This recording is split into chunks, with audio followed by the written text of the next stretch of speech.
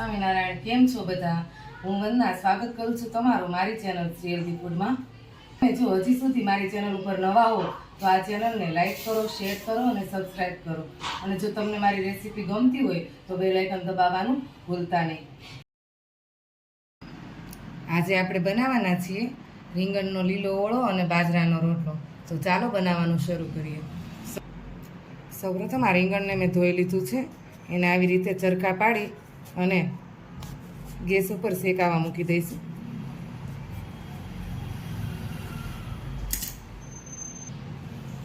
સેજ ચેક કરી લેવાનું છે કે અંદરથી રીંગણ ખરાબ ના હોય.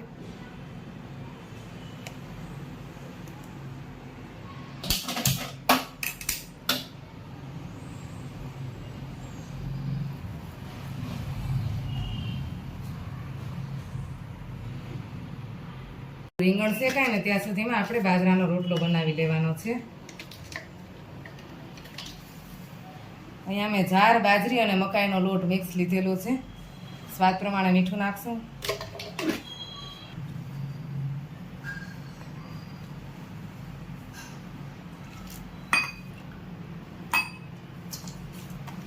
રોટલાને જેમ કૂણવીને એમ રોટલો બહુ સરસ થાય.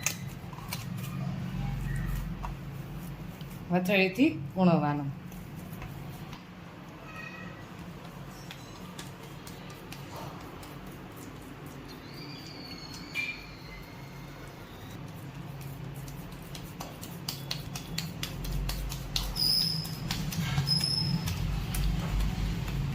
જાર, બાજરી અને મકાઈનો રોટલો શરીર માટે પણ ખૂબ જ સારો છે.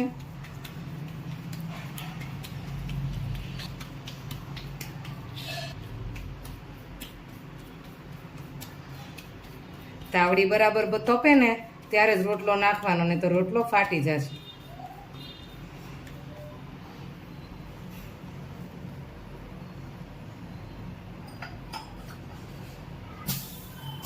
તમે જોઈ શકો છો આપણી તાવડી બરાબર તપી ગઈ છે.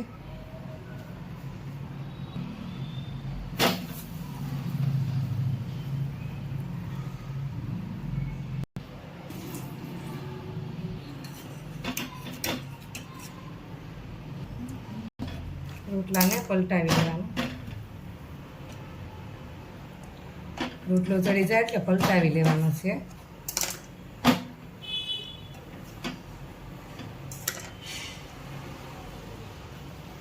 રોટલાને બીજી બાજુ પલટાવી આવી રીતે હળવા હાથે ભાર દેવાનો છે, જેથી આપણો રોટલો સરસ ફૂલી જશે. હવે આપણું રીંગણ પણ શેકાઈ ગયું છે. એને નીચે ઉતારી લઈ.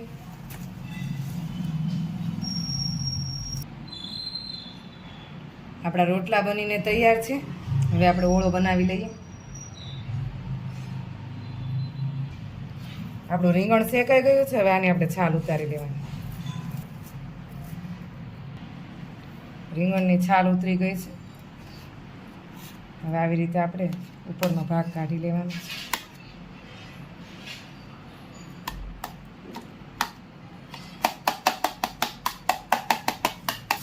વઘાર કરી લઈએ.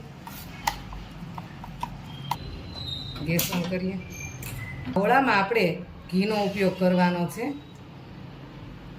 અહીંયા મેં 1 ચમચી જેટલું ઘી લીધું છે.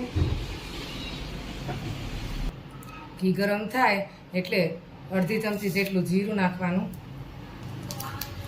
5 થી 6 લીમડાના પત્તા, અડધી ચમચી હિંગ. આ લસણ, આદુને મેં ઝીણા ઝીણા ચોપ કરી લીધેલા છે, એ નાખશું.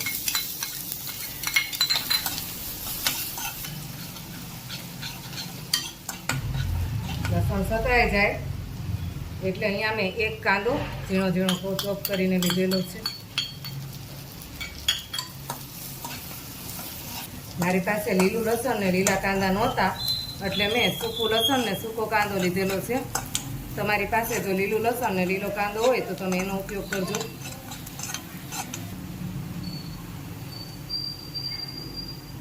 મેં લીલા મરચાં ચોપ કરેલા લીધેલા છે. 1 થી 1.5 ચમચી જેટલા એ નાખવાના છે.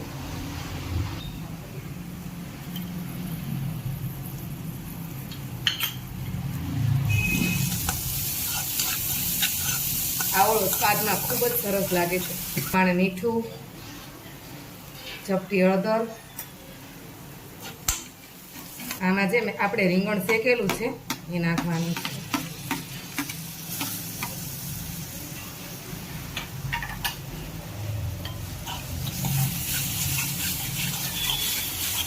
તૈયાર છે આપણો ગ્રીન ઓળો. હવે આને ગેસની ફ્લેમ બંધ કરી નીચે ઉતારી લેવાનો.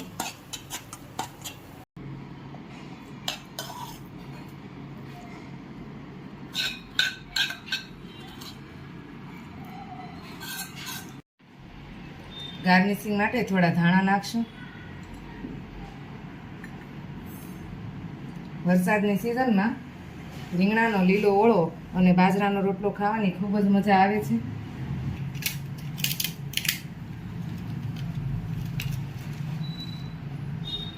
જો તમને મારી આ રેસીપી ગમી હોય તો મારી યુટ્યુબ ચેનલ શ્રી હેલ્ધી ફૂડને લાઈક કરો, શેર કરો અને સબસ્ક્રાઈબ કરો. અને અવનવી રેસીપી જોવા માટે બેલ આઇકન દબાવવાનું ભૂલતા નહીં. અને કોમેન્ટ જરૂરથી કરજો કે તમને મારી આ રેસીપી કેવી લાગી. તો ચાલો ફરી મળીએ નવા વિડીયો, નવી રેસીપી સાથે. જય સ્વામિનારાયણ.